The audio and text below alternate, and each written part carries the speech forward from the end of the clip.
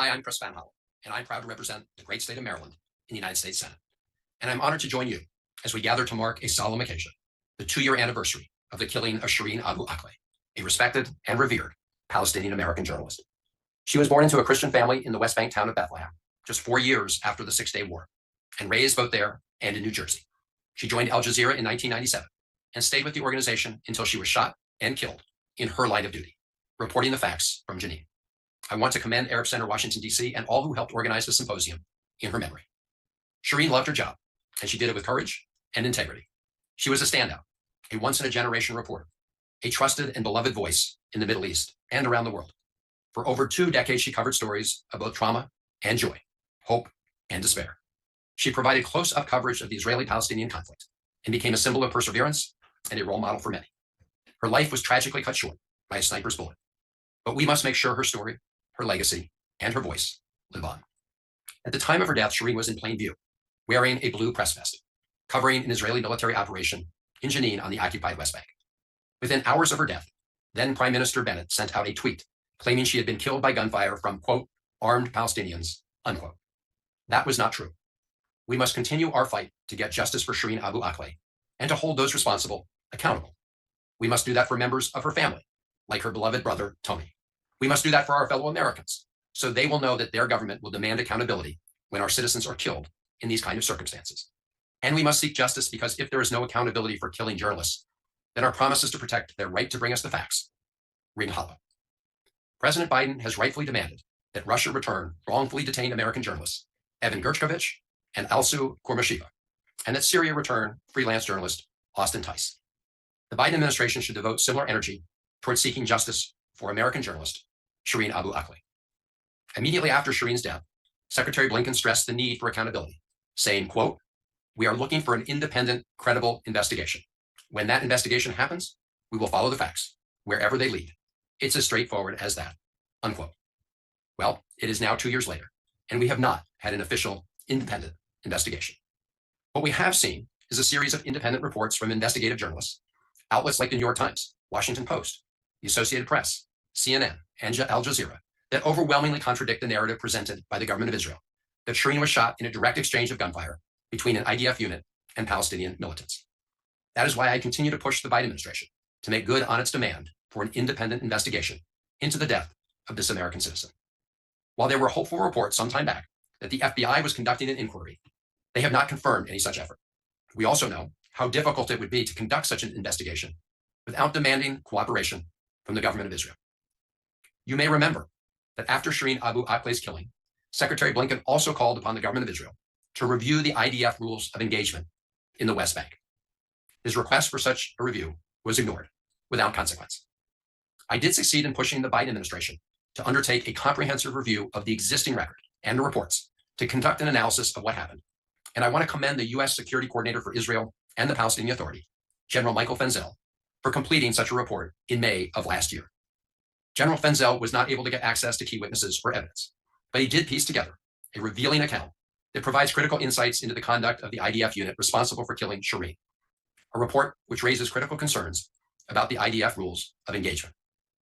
I reviewed that report as soon as it became available, and there is no reason, none, for it to be classified.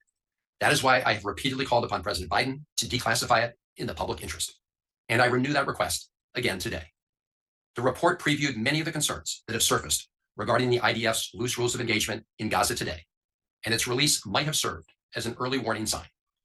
The recently passed FY24 appropriations bill includes my amendment requiring the State Department to brief Congress on that report, and I am in the process of scheduling that meeting now.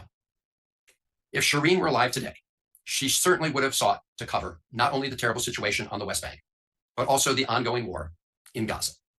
I believe she would have been horrified by the brutal Hamas terror attack on Israel on October 7th that killed about 1,200 people and took over 250 hostages.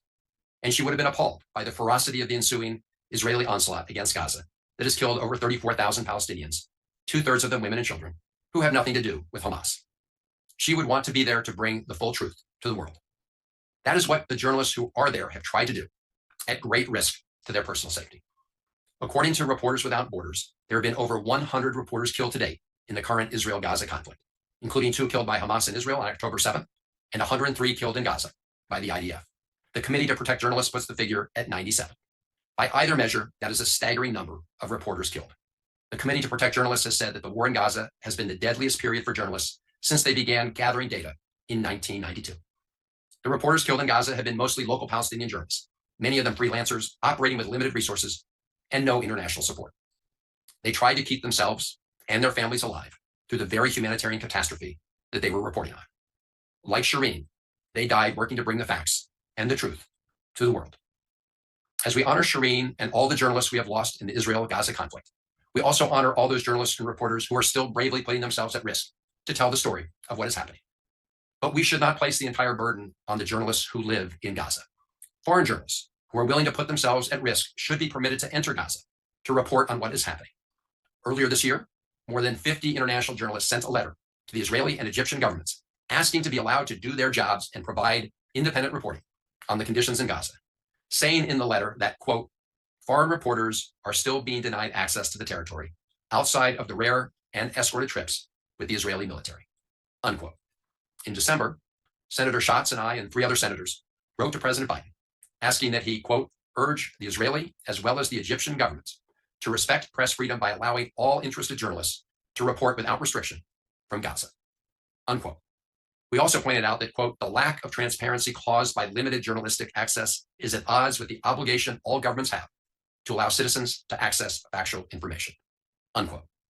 I have also raised this issue directly with Egyptian President Sisi and Foreign Minister Shukri during my visit to Cairo and Rafah in January, and have raised it in meetings with Egyptian authorities since. Even if the government of Israel refuses to grant journalists permission to enter Gaza without IDF escorts from Israeli border crossings, I urge Egypt to allow journalists willing to take the risk to enter through the Rafah crossing. Despite the dangers it entails, journalists want this access. They want to be able to report the facts so the rest of the world can better understand the situation on the ground. A free press is necessary to prevent the abuse of power. Reporters are necessary to ensure full transparency and accountability. Just days ago on May 3rd, we marked World Press Freedom Day at a time when authoritarian regimes around the world and those who want to suppress the truth are increasingly cracking down on free expression and an open press. It is more important than ever that we support journalists who bring us the facts on the ground, and we must do everything in our power to protect those who are reporting from conflict zones. That's what Shireen did. She reported from a conflict zone to bring the facts and the truth to people who would listen. She once said, quote, I choose journalism to be close to the people. It might not be easy to change the reality, but at least I could bring their voice to the world, unquote. Shireen is no longer with us, but her spirit of listening to people, especially those facing adversity, and telling their stories to the world, remains very much alive. There are those who may hope the passage of time will extinguish the flame of her memory. We must not allow that to happen. We must continue to pursue justice for Shireen in order to make clear that we will defend all those who seek to gather the facts and tell the truth, whether they be in Gaza or any other place in the world. Thank you.